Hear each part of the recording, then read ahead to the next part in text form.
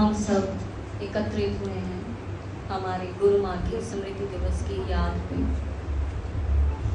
आप सभी जानते हैं, पहले तो मैं बड़े बड़े भाई जी और भाई जी का स्वागत करती हूँ हृदय से।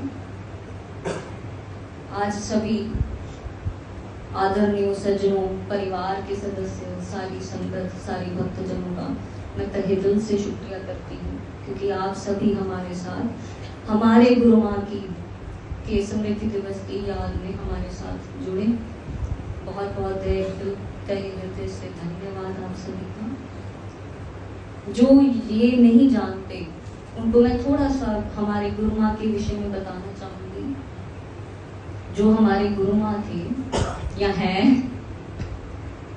क्योंकि कहते हैं शरीर नश्वर है, शरीर में यात्रा करके आगे जाना है, तो आत्मा जो है वो अजर अमर अविनाशी है। ये ज्ञान हमें गुरुदेव ने ही सिखाया है। उसके बीच में मैं थोड़ा सा बोल देती हूँ कि गुरु माँ हमारे गए नहीं है, यहीं पे है।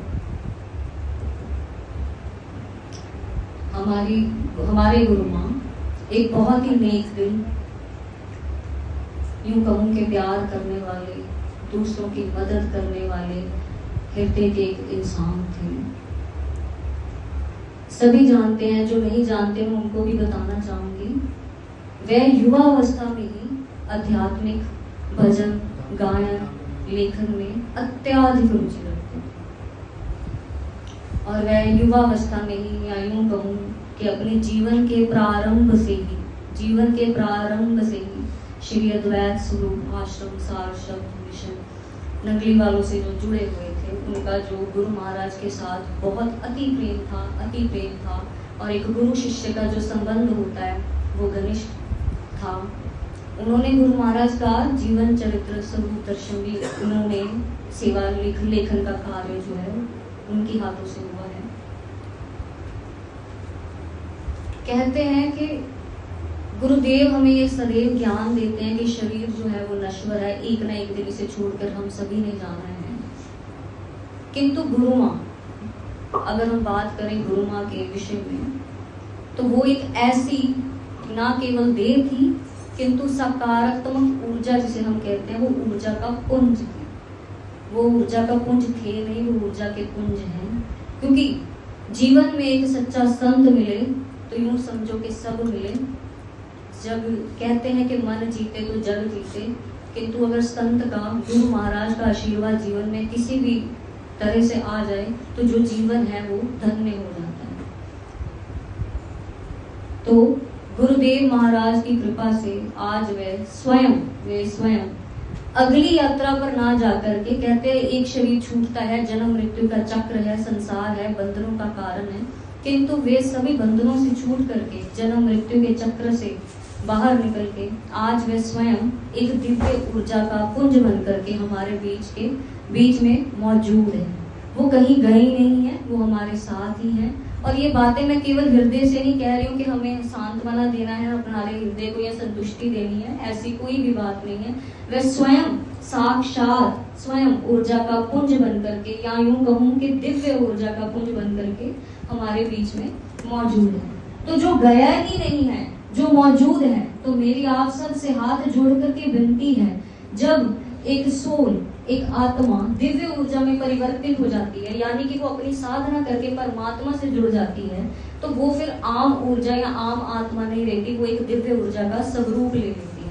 तो आइए मेरे साथ मिलकर के उस दिव्य ऊर्जा का पहले तो हम सभी सादर प्रणाम उनको करते हैं, क्योंकि वे स्वयं विराजमान है।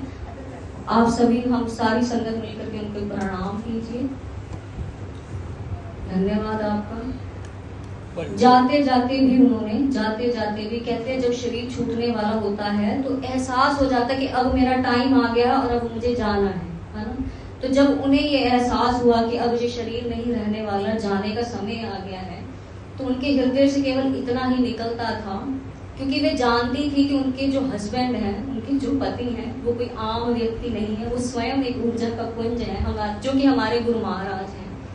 तो उनके हृदय से केवल एक ही आवाज निकलती थी कि मैंने कहीं नहीं जाना, आपके संग रहना, मैंने कहीं नहीं जाना, आपके संग रहना। इवन के परमात्मा की भी चाह नहीं, कहते परमात्मा की चाह सबको होती है, किंतु जो गुरु है, गुरु ही गुरु से प्रेम करना यानी कि ईश्वर से प्रेम करना।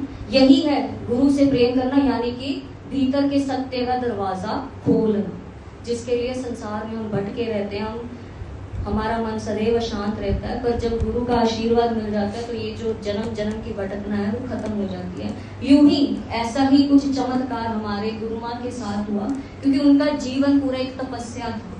क्योंकि वो इतने अच्छे, उनको क्या पता उस टाइम, वो तो एक शादी करके जैसे एक बाल जीवन होता है तब इतनी सोच समझ नहीं होती, किंतु उन्हें क्या पता था इतना अद्भुत तोहफा, एक जो कि स्वयं ऊर्जा के पुंज हमारे गुरु महाराज, इनकी कृपा से ये संभव हो सका कि वे आज स्वयं एक दिव्य ऊर्जा के पुंज में हमारे बीच में मौजूद है। हमें छोड़कर गए नहीं, हमारे ही संग उस परमात्मा की याद में, हमारे ही संग उस परमात्मा की साधना में लीन रहते हैं। तो कहीं ना कहीं हम सभी को वहां पहुंचना है। तो मैं यही शिक्षा देना चाहूंगी, आपको यही विनती करना चाहूंगी, जहां कोई सच्चा संत मिले चरण पकड़ लो, जहां कोई सच्चा संत मिले चरण पकड़ लो। क्योंकि जो जन्म जन्म की भटकना है, मन को जो मन अशांत है, वो केवल शांत एक गुरुदेव के चरणों में बैठकर ही मिल सकती है, तो हमारे गुरु माँ खूब भजन गाते थे, स्वयं भजन लिखते भी थे। जो उनकी आवाज में बात थी वो किसी और की आवाज में बात नहीं। वो आज भी उनके भजनों की डायरी हम खोलते हैं, हमने प्रोग्राम भी करा था, उनकी किताब भजनों की छपवाई थी, जो कि बड़ी प्रसन्नता की बात थी। आज एक छोटा सा भजन, कहते हैं कि उनको जब ये एहसास हो गया कि अब शरीर छूटने वाला है, तो उनके हृदय से केवल यही बात निकलती थी कि हर जन्म में सांवरे का साथ चाहिए, सिर पे मेरे नाथ तेरा हाथ चाहिए।